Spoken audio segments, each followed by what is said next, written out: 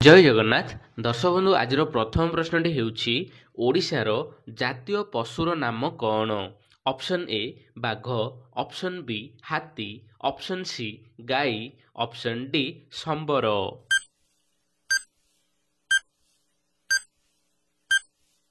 ତେବେ ଫ୍ରେଣ୍ଡସ୍, ଏହାର ଉତ୍ତର ହେଉଛି ଅପସନ୍ ଡି ସମ୍ବର। ସମ୍ବର ହେଉଛି ଆମ ରାଜ୍ୟର ଜାତୀୟ ପଶୁ। ତ ଦେଖିବା ବର୍ତ୍ତମାନ ପରବର୍ତ୍ତୀ ପ୍ରଶ୍ନ। ଓଡ଼ିଶାର ଜାତୀୟ ପକ୍ଷୀର ନାମ କ'ଣ? ଅପସନ୍ ଏ କୋଇଲି, ଅପସନ୍ ବି ଭଦଭଦଳିଆ, ଅପସନ୍ ସି କାଉ, ଅପସନ୍ ଡି ମୟୂର।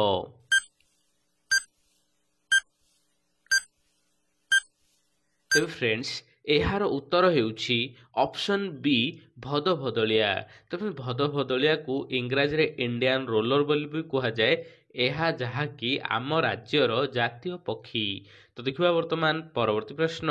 ଓଡ଼ିଶାର ଜାତୀୟ ଫୁଲର ନାମ କ'ଣ? ଅପସନ୍ ଏ ଟଗର ଫୁଲ, ଅପସନ୍ ବି ମନ୍ଦାର ଫୁଲ, ଅପସନ୍ ସି ସୂର୍ଯ୍ୟମୁଖୀ ଫୁଲ, ଅପସନ୍ ଡି ଅଶୋକ ଫୁଲ।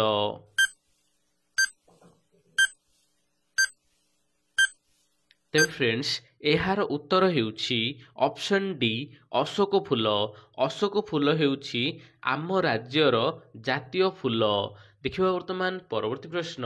ପରବର୍ତ୍ତୀ ପ୍ରଶ୍ନ ପୂର୍ବରୁ ଆପଣଙ୍କୁ କହି ରଖିବି, ଆପଣମାନେ ଯଦି ସ୍ମାର୍ଟ ୱାଚ୍ କିଣିବା ପାଇଁ ଚାହାନ୍ତି ତାହେଲେ ଭିଡ଼ିଓର ଡେସ୍କ୍ରିପସନରେ ଲିଙ୍କ୍ ରହିଛି, ଯାହାକି ସବୁଠୁ ଶସ୍ତା ଆପଣ ଭଲ ସ୍ମାର୍ଟ ୱାଚ୍ କିଣିପାରିବେ। ଥରେ ଯାଇ କ୍ଲିକ୍ କରି ଦେଖନ୍ତୁ, ଫ୍ଲିପକାର୍ଟରୁ ହିଁ ଆପଣଙ୍କୁ ମିଳିଯିବ। ତ ଦେଖିବା ବର୍ତ୍ତମାନ ପରବର୍ତ୍ତୀ ପ୍ରଶ୍ନ। ଓଡ଼ିଶାର ଜାତୀୟ ବୃକ୍ଷର ନାମ କ'ଣ? ଅପସନ୍ ଏ ଆମ୍ବ ଗଛ, ଅପସନ୍ ବି ଅଶ୍ୱତଥ ବୃକ୍ଷ, ଅପସନ୍ ସି କଦଳୀ ଗଛ, ଅପସନ୍ ଡି ନଡ଼ିଆ ଗଛ।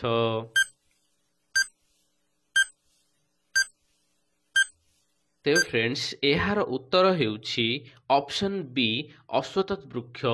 ତେବେ ଅଶ୍ୱତଥ ବୃକ୍ଷ ଯାହାକି ଆମ ରାଜ୍ୟର ଜାତୀୟ ବୃକ୍ଷ ଅଟେ। ତ ଦେଖିବା ବର୍ତ୍ତମାନ ପରବର୍ତ୍ତୀ ପ୍ରଶ୍ନ। ଓଡ଼ିଶାର ପ୍ରଥମ ରାଜ୍ୟପାଳ କିଏ? Option A Shri Ganeshi Lal, option B sir John Austin Hubback, option C Raghubar Das, option D Biju Patnaik. ତେବେ ଫ୍ରେଣ୍ଡସ୍, ଏହାର ଉତ୍ତର ହେଉଛି option B sir John Austin Hubback. ତେବେ ଓଡ଼ିଶାର ପ୍ରଥମ ରାଜ୍ୟପାଳ ହେଉଛନ୍ତି ସାର୍ ଜନ୍ ଅଷ୍ଟିନ୍ ହବାକ୍। ତ ଦେଖିବା ବର୍ତ୍ତମାନ ପରବର୍ତ୍ତୀ ପ୍ରଶ୍ନ। ଓଡ଼ିଶାର ବର୍ତ୍ତମାନର ରାଜ୍ୟପାଳ କିଏ?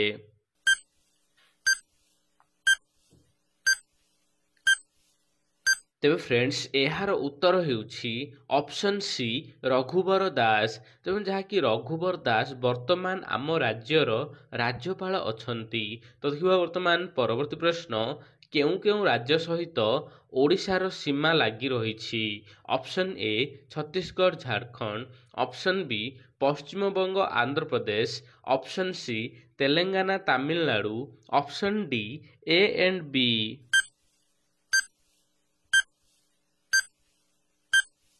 ତେବେ ଫ୍ରେଣ୍ଡସ୍, ଏହାର ଉତ୍ତର ହେଉଛି option D A and B. ତେବେ ଯାହାକି ଛତିଶଗଡ଼, ଝାଡ଼ଖଣ୍ଡ, ପଶ୍ଚିମବଙ୍ଗ ଏବଂ ଆନ୍ଧ୍ରପ୍ରଦେଶ ଚାରୋଟି ଯାକର ରାଜ୍ୟର ସୀମାକୁ ଆମ ରାଜ୍ୟର ସୀମା ଲାଗି ରହିଛି। ତ ଦେଖିବା ବର୍ତ୍ତମାନ ପରବର୍ତ୍ତୀ ପ୍ରଶ୍ନ। ଓଡ଼ିଶାର ପ୍ରମୁଖ ଲୋକନୃତ୍ୟର ନାମ କ'ଣ? Option A Sambalpuri, option B Odissi, option C Dandanacha, option D Prahlad ନାଟକ।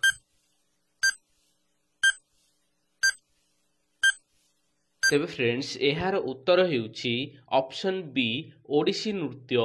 ଫ୍ରେଣ୍ଡସ୍, ଆମ ରାଜ୍ୟର ପ୍ରମୁଖ ଲୋକନୃତ୍ୟ ବା ମୁଖ୍ୟ ଲୋକନୃତ୍ୟ ହେଉଛି ଓଡ଼ିଶୀ ଲୋକନୃତ୍ୟ। ତ ଦେଖିବା ବର୍ତ୍ତମାନ ପରବର୍ତ୍ତୀ ପ୍ରଶ୍ନ। ଓଡ଼ିଶାରେ ଆନ୍ତର୍ଜାତିକ ବିମାନ ବନ୍ଦର କେତୋଟି ରହିଛି? ଅପସନ୍ ଏ 1ଟି, ଅପସନ୍ ବି 2ଟି, ଅପସନ୍ ସି 3ଟି, ଅପସନ୍ ଡି 4ଟି। ତେବେ ଫ୍ରେଣ୍ଡସ୍, ଏହାର ଉତ୍ତର ହେଉଛି ଅପସନ୍ ଏ 1ଟି।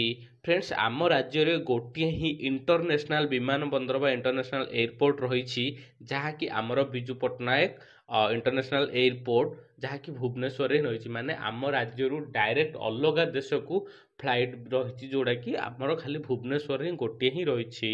ତ ଦେଖିବା ବର୍ତ୍ତମାନ ପରବର୍ତ୍ତୀ ପ୍ରଶ୍ନ, ଓଡ଼ିଶାର ପୂର୍ବ ଦିଗରେ କେଉଁ ସାଗର ଅବସ୍ଥିତ?